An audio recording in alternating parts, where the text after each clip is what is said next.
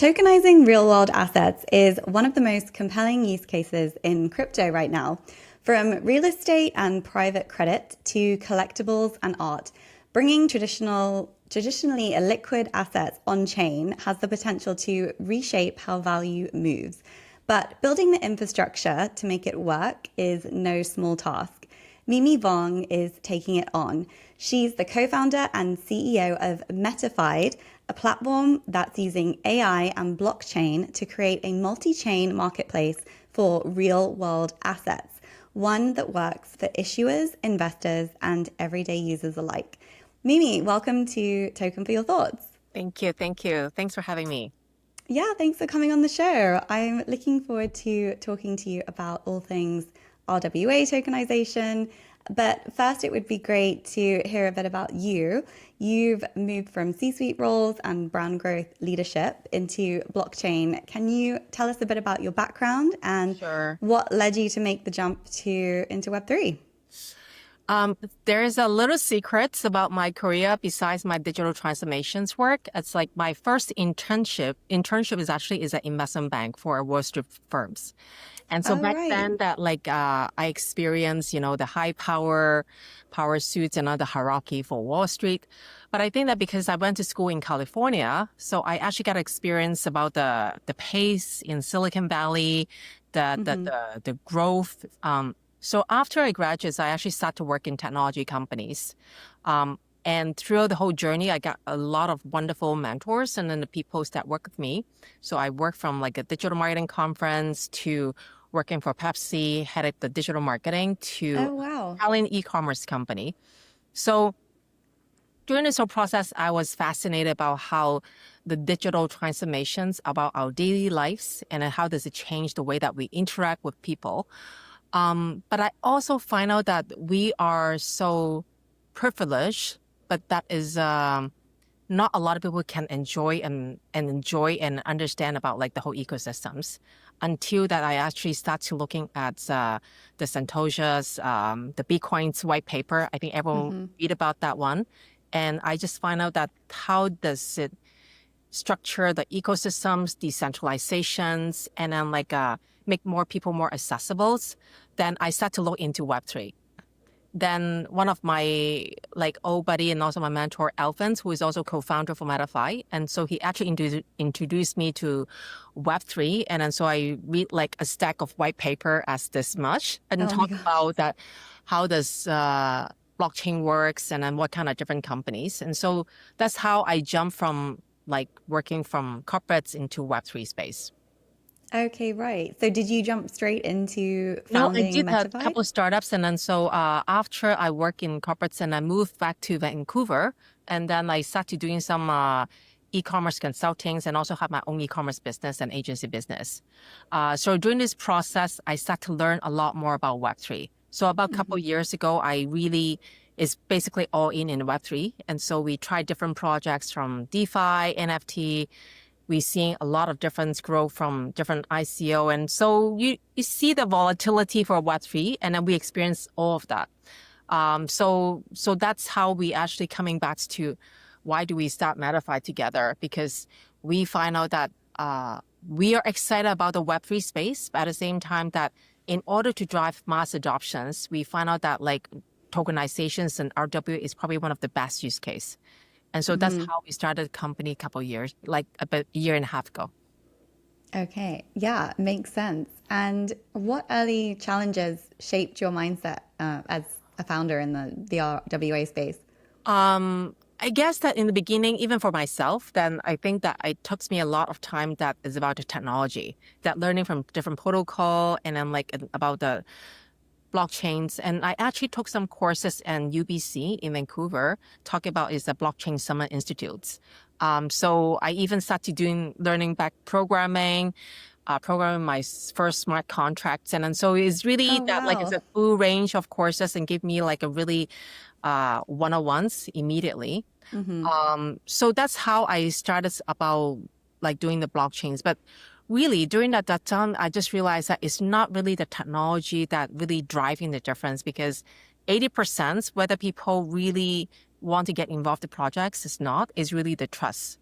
And so I find out that like education trust is actually making at least 80% of whether a project is prominent, successful, trustworthy or not. And the 20% is technology. And then also I think that in the last 10 years that technology has evolved in quite sophisticated and then like it's a lot of application as well. So I think this time right now we enter the second phase. How can we build more trust, mass adoptions and educations?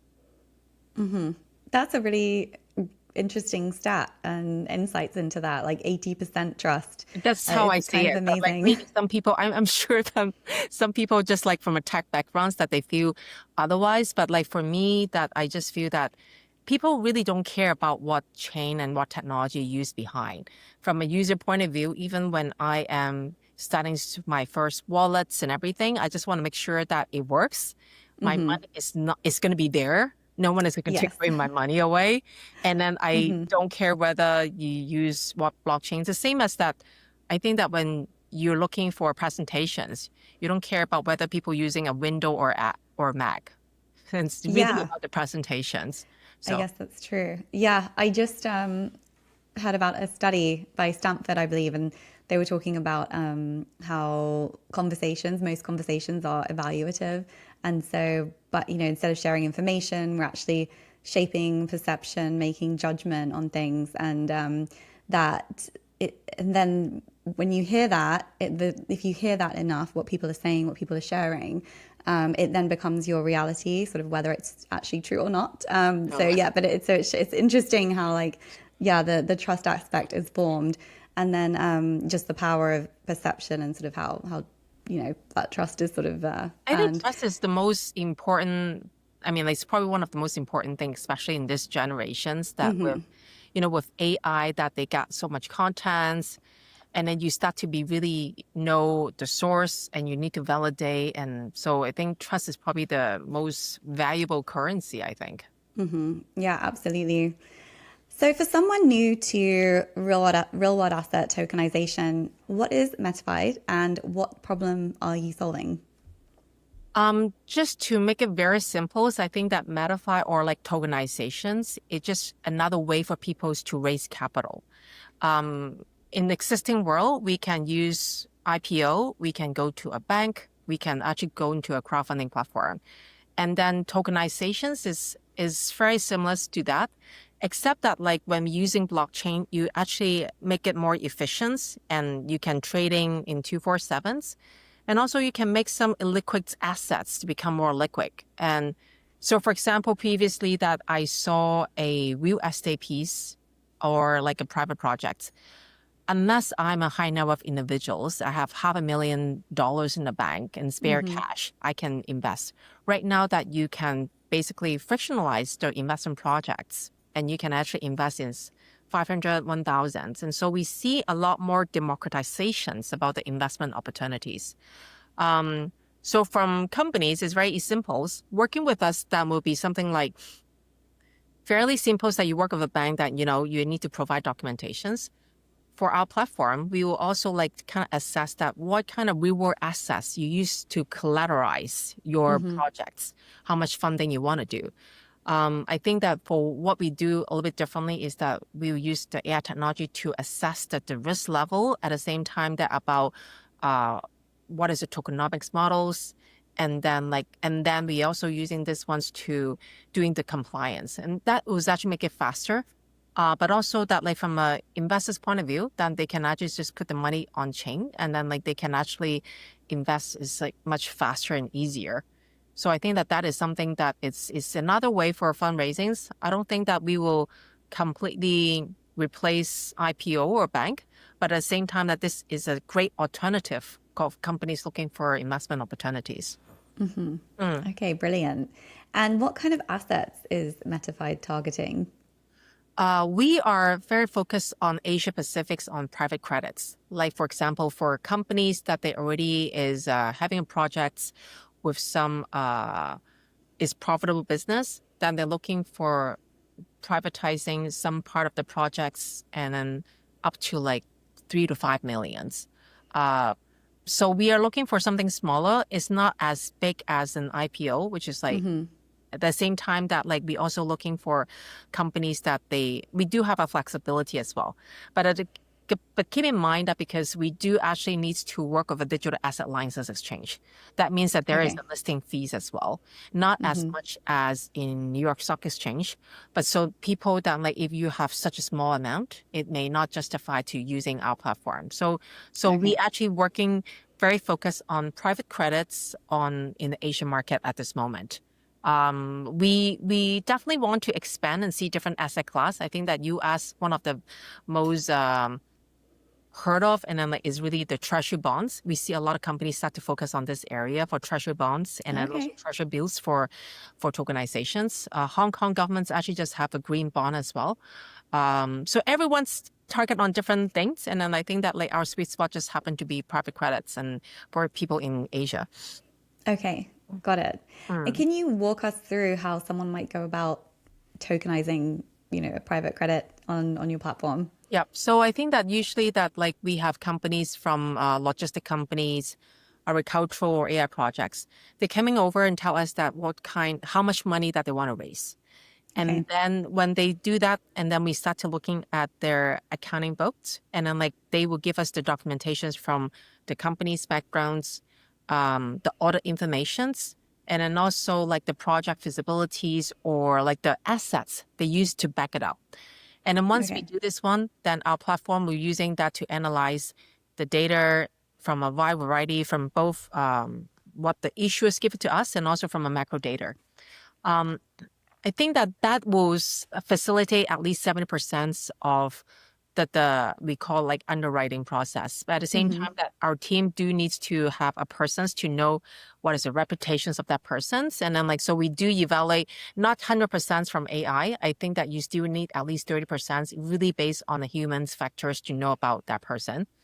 Once we do this one, then we start to launch the projects in our platform. And then so sometimes we do we call whitelisting, but sometimes we just launch a project and say that in the next 2 to 3 weeks, then this is actually the subscriptions time. And before that, we were actually doing some public events called AMA. And then like we actually have the issuers to have some AMA events with the potential investors.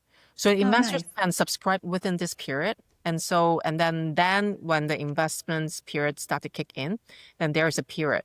So if this is a yield-based, let's say it's a 35 days event, which is one of the projects we did, by the 35 days, and then before that, all the investors will put in their money on the chains.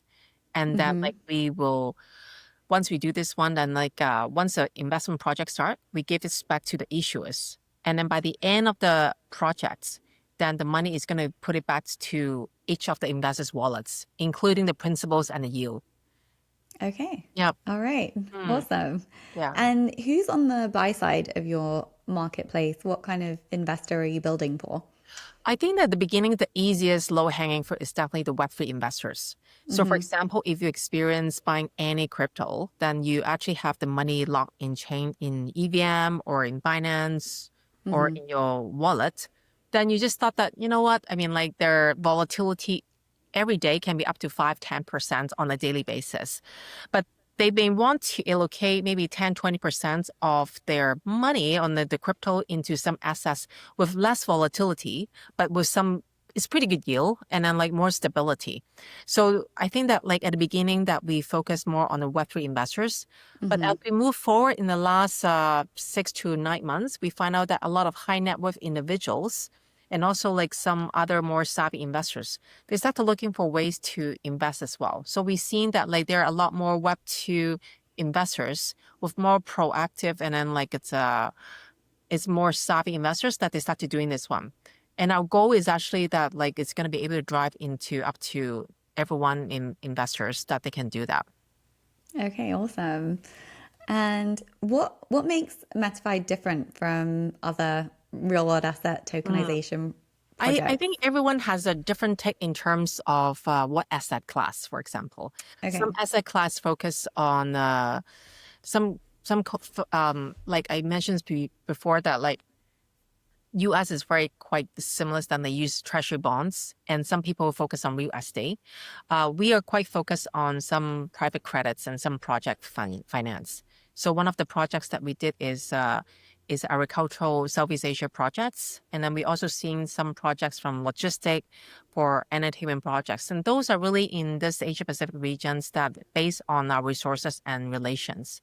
Another thing is because we already having the partnership with Digital Asset License Exchange in Asia, but we can actually markets globally basis. And we've seen that in Asia, that the retail investors, the adoption rate is even leapfrogging, is even higher than in North America, definitely more than in Canada. So Oh, wow. I guess that it coming back to a lot of investors in Southeast Asia or even in South America, then they want to de-risk the inflation risk, but also that they want to saying that like, how can they actually access some global assets that they don't have access before? So we've seen that like Vietnam is actually one of the highest growing crypto base in Southeast Asia as well. So Amazing. but of course, then like the ticket price may not be as high, but adoption rates that we can see that the growth rate is really high. So there's a balance. And then like, and also, for example, in Hong Kong and Singapore, which is where we have our strong foothold, and we see that like the governments have a very proactive and progressive regulations and then from stable coins and then in place. So we've seen that this is something that like we have a unique advantage. But at the same time that we're also looking for a lot of assets that we want to project for investors on a global basis. So I think that at the beginning, we want to make sure that we do really well on certain asset class and regions before we roll out on a global basis. Okay. Yeah, that makes sense. So being region specific or asset class specific. And you mentioned expanding globally. Do you think it's something that and do you think you'll expand to other asset classes in I the would love future? to. I mean, like, I think having lived in North America for so long, then like I see that like that, and also like with the recent administrations, is a lot more proactive in terms of the policy. But I think at the same time that I think we just want to be one step at a time. And so like there are a lot of things Totally. that from building a strong team and then building a strong community, I think that that is something of our priority. The next step is definitely that like want to see expand different asset class. And then I think US is definitely exactly one of the things that we would love to expand. But I think that like at the moment, we want to make sure that we did it right. Everything runs smoothly, the platform runs smoothly, people can like actually start to invest. So that's something that we just want to do one step at a time. Yeah, that seems like a good strategy. Just make it focused and working well rather than being what's the phrase like master of all trades and then no, I'm messing it up now. There's a saying, yeah, it's like master of none, jack of all trades, master of none. That's it. I think we just can't spread ourselves too thin as well. And then like, like it's there's so many things going on, and sometimes you just really need to cut some noises in the background and just really focus on building the product market feeds and then like, you know, asset class. And so there are a lot of things on that pipeline that we want to improve and optimize, and expanding globally definitely is something that we would like to see. And so. And how did you arrive at focusing on private credit? We try many different things. We tried different asset class before. We find that real estate is very easy for people to understand, but it's very hard to execute. And simply because when you're doing one of the asset class, one of the projects that we are exploring is that they are a really good asset class, but like the holding period is at least 5 to 7 years. And then like for the funds. And so my friends actually told me that, you know, this is a asset class that like you have a long period to doing this one.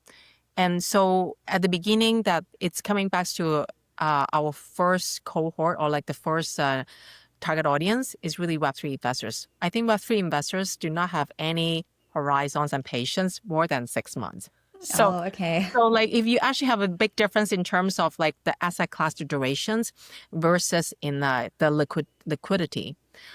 Treasury bonds, I think that like, you know, is like you can it's a lot more liquid, and then like so you can actually unlock it really fast.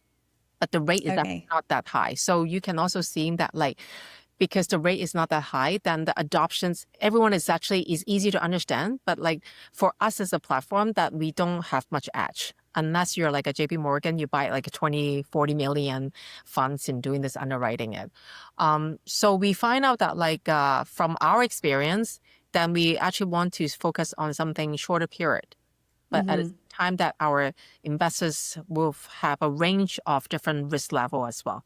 So I think that it's it depending on how big is your community size, what is the risk level, and then so I think it's when you do marketplace, you need to do both more issuers and also more investors. When you build the community together, then you can actually have a wide range. I think it's very similar that like when Amazon first built that they just really built selling books and then like they expand to different horizons. People start to have some small tickets to wider tickets. I think any marketplace will have this experience and learning curve as well. And so do we. Right. Yeah, that makes sense. And what did you say the holding period is with right now that we private do credit? it from 3 to 6 months. Okay. So and it's what much determines shorter. that? Is it just when you're likely to see a good return, or like why is it shorter? I think that because I think that when you're looking at the cryptos and then like in the last 12 to 18 months, that it's really volatile a lot. And I think that a lot of investors want to make sure that they can exit their position fast so they can actually buy some more like lucrative like Right. classes. Yeah. So that is one of the driver that like they would like to do in like shorter period. And I think another thing is really that RW is really new. I mean, this industry and this asset class and tokenizing alternative investments is a very new concept. So for them that like they will start to wondering that like, can I trust this platform? Will Totally. they roll their sleeves and go away? So I think that is a building trust and going back to like, would they trust me or like my partner or like would they trust Metafyed? And that is something that we actually need to do our homework and to demonstrate that like we are here for the long run and then we are not really going to do roll the sleeves and we are just really going to be here for the long term. Right. Yeah. So you recently expanded to Stellar via the Stellar Community Fund Yes. and launched a project with Nasdaq's. Yes. Why Stellar, and how does that change your platform's capabilities? I think that we always believe in building in the multi-chains because like I think in the early conversations, no one really worry and think about that which protocol and which you use, but which one is more solid. And so I think it really coming down to which one is more scalable for us. I mean, like actually from a platform that like we talk to our CTO and then they say, you know what, from a multi-chains point of view, then like we start building off in EVM and then we start to expand. So when we expand, we're looking at see that what chains is able to have a more like scalability, more frictionless, and also like actually really the gas fees as well, and then the transactions. And Stella actually is I think they have the background and then the history from really global payments. And then so that is that's some historical backgrounds from their DNA. And also I think that like you can see that they are like the people who use them, they're not really driving from a meme coin. I mean, like this is a really long term. Yeah. We are definitely not in that category. And so like when we're looking for a chain to build on, we need to see that like our investors then kind of wallets and everything. So there's a combinations about our audience, about the infrastructures, and then like whether it complementaries to our existing systems. So Stella actually is quite complementary to our existing systems. And then like going forwards, we do looking for and see that like what chains that works. Some chains really good for, you know, for gaming. Some chains is really good for different things. And I think that Stella would be a good complementary for us. The partnership of Nasdaq is because Nasdaq is the one that like has the digital asset license. And so we want to make sure that differentiate us from just really another blockchain crowdfunding platform. We actually want to make sure that we are on a compliance direction. And that is something that like it's more painful because you got a lot more hurdles, but at the same time that it build our credentials and the trust among our community. So that's why that we partner with Nasdaq. Oh, totally. Yeah, it sounds like a good choice and really complimentary. And yeah, nice to have that from the sort of compliance side and building the trust, like you said. Talking on that front, regulation is always top of mind in tokenized assets. And how are you navigating that as you build an accessible marketplace? We actually talked to a lot of lawyers. It's just like asking always good that they're quite. I mean, like the the suggestions. And I think that one of the good thing is because my co-founder, he's a lawyer by training before he actually Oh, start his own business. So he has been a very successful entrepreneur for many different ventures. Um, I I think that like when we're looking at the compliance, then having that like our company is actually from Hong Kong and also in Asia, then Hong Kong government has been very proactive from building a sandbox for like different programs to having incubations programs like Cyberport and Science Park, and then to really opening up for a lot of Web3 companies. So we see, I mean, when I was in Vancouver, then I hear companies here that like they were actually attracted and want to see that if that is the right move and then partnerships to be in Asia. So I think Singapore and Hong Kong in Asia has been very proactive and from a government point of view. We also seeing that like Europe and also Dubai has been having their own regulations in place, and then of course U.S. just really announced the Gemini Act as well. We probably not able to tackle all the battles in all front, so like we probably just yeah. start up with somewhere, then like we're able to do that.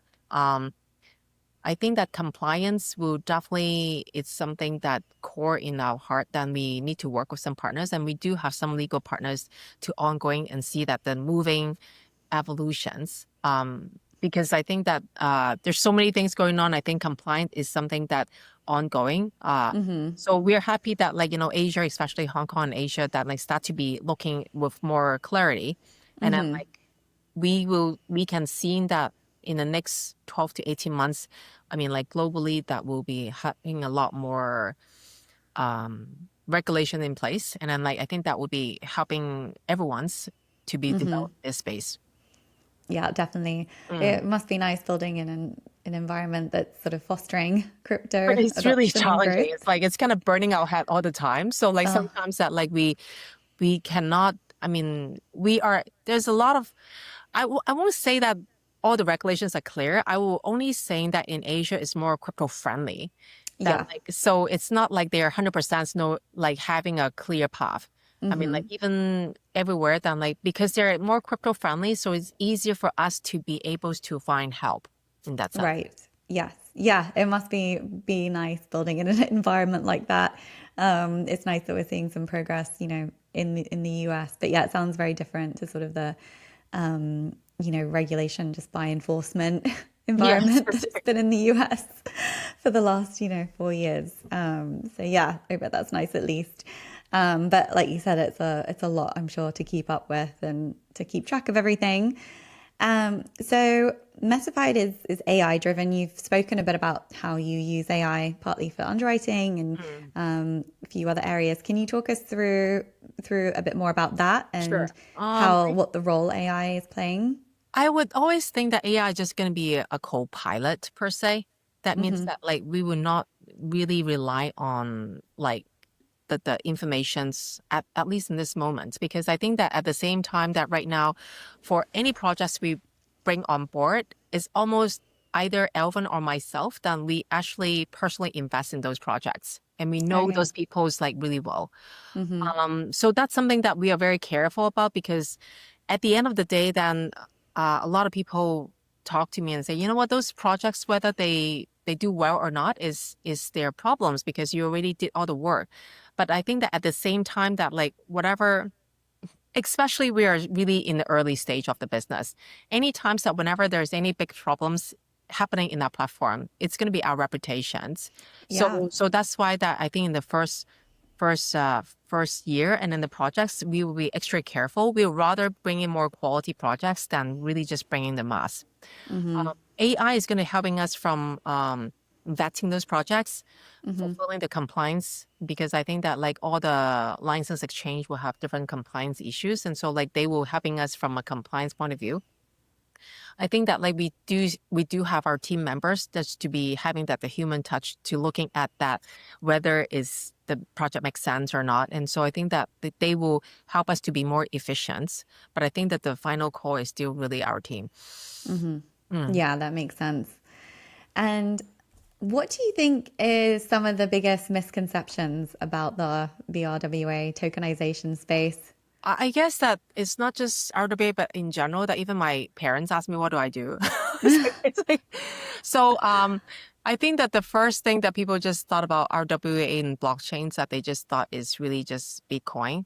And I think that Okay. I think one of the biggest misconception is that RWA, I think that is still really early, but like why it's called RWA is because it's actually is asset backed. And I think that's really a major difference compared to what happens in the ICO days. And then I think that you saw that in ICO days that you saw people, just having a white paper that they can raise a couple millions. And then it's not going to Yeah. happen anymore. Mm-hmm. And also I think one of the things I always tell people that, you know what, we are not going to be 100x to the moon in 1 week. And so please do not expect this one. And then because at the end of the day, the projects that we have, they do have reward asset back. That means that they Mm-hmm. already have valuations. Mm-hmm. But because it's a private credits or alternative investments, so relatively speaking, they have high risk but also high return. But that doesn't make them to Ah. have a projections to having that Mm-hmm. 100x. It's not. So I think that people have to having the expectations from both the investor side and also the issuer side. And then I think some issuers will some people projects are coming over and say, I heard that it's very easy to raise money. So can I just dump you the whole thing and then you just did everything for us? So again, that Ah. is no again, because you need to have your trust built and your community base as well. Because right now that you're talking about, you're not just asking a couple investors to back you up. You can just Mm-hmm. maybe have one or two VCs buy you, and then they can underwrite the whole project. You're talking about at least a couple hundred people backing you. That means Yeah. that you have to have a sizable community and the trust followers, and then you have to have your own reputation. So there are quite confusions and then misconceptions. To start is easier, and it's getting more efficient, but you still need to do the homework, and then and don't fantasize about that 100x anymore. Yeah. I just keep reminding people about that. So Yeah. I bet that's, a bit different because I'm sure people hear that all the time. Like, yeah, we're going to the moon and, yeah, you'll the get moon 100x for is showing up and moon not is saying shadow. that. People are like, oh, really? Yeah, But it's nice to manage the expectation and to be real about it. yeah. And so a lot of our listeners are fellow founders building in the space. So I always like to ask a bit about, your experience building in Web3. Is there a mistake you made, early on or a learning that you had that you would like to share for other people, building in tokenization? Um, I I guess that hiring is like finding good talent is very difficult, and I think that is in every space. Um, Mm-hmm. I personally just find out that with AI, then you start to make a even more difference than the mediocre versus the really good one. The really good Okay. one, then it's really hard to find, but they are when the really good one coming over, then they will not just give you the code from AI, that they can know what is the difference and build it. Um, Mm-hmm. I think that hiring is actually one of the key things that you need to focus on, especially on early on, because Mm-hmm. I think with the whole Web3 is even more changes. It's like there is the landscape is even changing even faster, 10, 15 times more than even in the internet space. That means Mm-hmm. that the team that you work with, that they have to be flexible, and then they have to be humble, that they are okay to accept that they make mistakes, but also that they have to be very agile. I guess it is any industry that is always hard to find those people. Yeah. It's not just Web3. I think that Mm-hmm. that's really from entrepreneur experience, but also I think one of the key difference is I used to work in big corporations, and then from switching from big corporations, even from a C-suite to doing a startup, then you realize that your resources is much less than before. That Mm-hmm. means that you need to roll up your sleeves more, and you need to be more. Uh, you cannot just supervise. You have to do your own Right. as well. And then Yeah. so I think that that's something that you need to have that mentality, that like you don't expect that you supervise, because like no one is going to supervise you, and then like Yeah. you are to be able to supervise people, and you need to roll up your sleeves.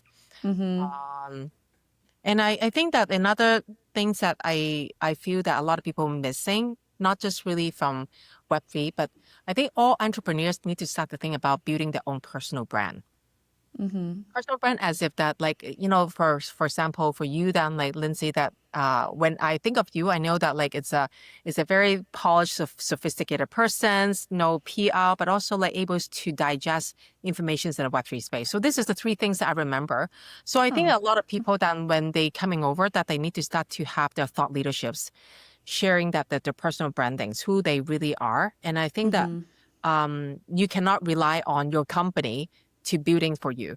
Everyone is really as a media house themselves. And that is something, the personal branding, I think everyone needs to think about as an entrepreneur, as a Web3 investors, or like as a Web3 entrepreneur as well.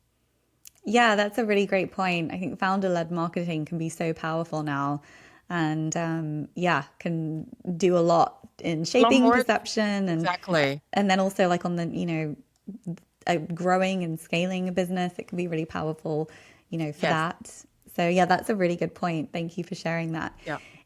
Is there anything that has surprised you about building or scaling in this place? You already mentioned like the shift going from corporate to, being an entrepreneur and having to roll your sleeves up a bit more. But Mhm. anything else that was surprising in this industry, moving?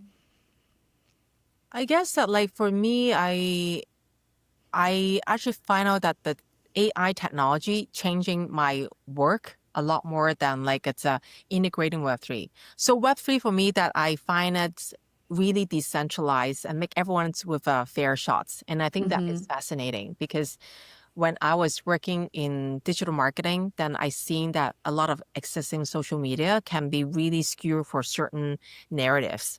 Like I'm sure that like some of the people that I hire, or like you and me, and then like our feed will be completely different.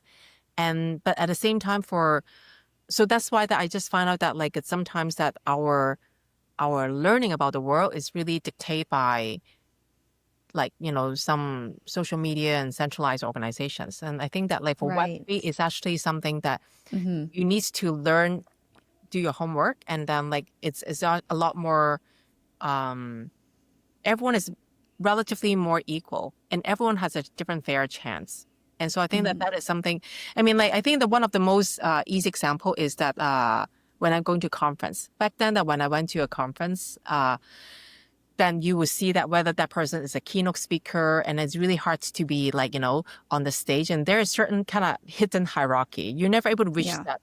But I think that like when you and I in a Web3 conference, everyone is a lot more accessible. You can talk to the person next to it, and then like you can just chit chat and get to know each other. And you find out that that person is a big shot, but they're really a lot more easygoing and humble. So I think that that is a very different, the Web3 space. So that also means that like in the Web3 space, you cannot really just rely on your company's glamour. You actually have to be the person to advocate for yourself.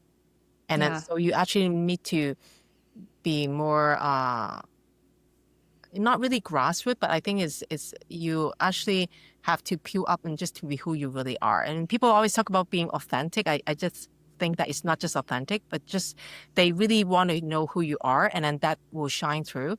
Than just really that your company. No one's even exchanged business card these days, so there's Oh, nothing I know, right? there's nothing you can brag about from a business card. And then so the only thing is really that who you really are. So Yeah, I love that outlook for the Web3 space and things just being yeah, a bit more decentralized and equal on like many fronts. yeah. So looking ahead, is there anything that you're working on in particular this year that you're excited about, or anything that we should, keep a lookout for? We are still building on Stella, but also like I think that we actually definitely want to build more the community and trust. I think that on a personal fronts, that I would like to see more female in this space. It's like I think that like that's Yep. something that we always want to see that in the Web3 space. But it's not just really that, but it's more people know about what is Web3. And I think that like it's not about just punk kids with hoodie.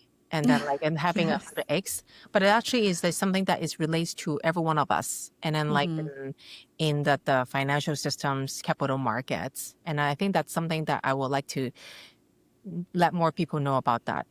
I think that for Q3, Q4 definitely is a really busy seasons for all the crypto and then like in Web3 people, especially in from different events going on in Asia, and then like and also so something I'm looking forward to, and then like just to connect more people like you, and I'm really happy that like we met in consensus actually. Yeah, Yeah, no, it was fantastic to meet yeah, you there. It was such a great event. it is. And yeah, talking about real world, all things real Oh, world. It's yes, amazing yes. meeting people, in person in the real world. Yes, and a lot of more great events coming up. What trends, whether it's tech or regulatory or market, are you watching right now that you think will shape the next wave of RWA adoption? I would see that asset management because like a lot more people start to ask me that whether we are compliant on certain regulations and asset management, and then but also I'm thinking that like from AI in terms of cybersecurity as well. So because Oh like I've yes. seen that, I think that that is some space, not necessarily Web3 specific, but I think that the cybersecurity and then like it's that is something that is so easy. Then like it's I think even some of our developers they got hacked in their wallets, and then it's Oh. so easily happening. And I think that with the AI that like it's much easier. I mean, like one of my lawyer friends also say that like suddenly got someone to withdraw some money, so I would see that this is a big trend, the AI not just really make ourselves more efficient, but also how can we integrate the cybersecurity, make it more better for everyone's. I think that the biggest factor that we will see this year is really the pull factor. How does the investor seeing that the whole crypto market? And I think it really coming down to educations and also like what kind of projects that they find is really useful. Um, it's gonna be probably the conversions, but there's it's the market is still, I mean, it's more positive in US, but I think that like with the global macro environment is still very volatile. Oh gosh, I know. So so that is that part then like I guess like you never really figured it out. And so we can only feel what we can do. And then like that's Yes. from a macro point of view. And then like we just people is still asset class is still not going to go away, and then I think that you got a lot more governments start to or companies start to using Bitcoin as a reserve, so we Yes. see that like the changes as well for sure. Uh, we probably need to more educations, and then like and also seeing that what asset class really makes sense, and I think that like that will be helpful. Yeah, I think that that's how I see what's going to happen in the next 6 to 12 months. I cannot see All anything right. further because I think when I'm talking with you that like there is still like not as many things going on in the world. Oh, I know. It's a nuclear war. So I think So that much happening. I know. So Yeah. It's like positive and then just I know. such a roller coaster It still with is, it is. everything. Yeah. Well, okay. Is there anything else you'd like to cover before we wrap up? I feel like we've I gone think that through a like lot. we quite cover quite a lot. I think that like um I see that like it's still learning a lot, but I think that it's coming back to your point that besides the Web3 then and besides the AI, I one personal like takeaway that I just thought is really that like the human connections community, and then those I just find out that is never being replaced by efficiency. I mean like Yes. so that is something I find out, and especially for entrepreneurs and then like for startups owners, that they probably they should step out of their comfort zones, really got to talk to more people. And then I think I learned more about new things and then like meeting couple people for conversations in a conference sometimes and then like carry on than if you're just going to be reading some blogs and then using some news and all that. So I think that people probably needs to keep in mind, and there's something that never replaced the the person's human connections and then the interactions. And then so that is something that I looking for and seeing that like how can I even myself do better, because sometimes it's kind of easy just wearing your pajamas and then working at home. But I think that for Yeah. this generations that we need to have keep in mind that we need to have a balance as well. Yeah, I think that's a great message because AI is so great for making things more efficient and Yep. saving time.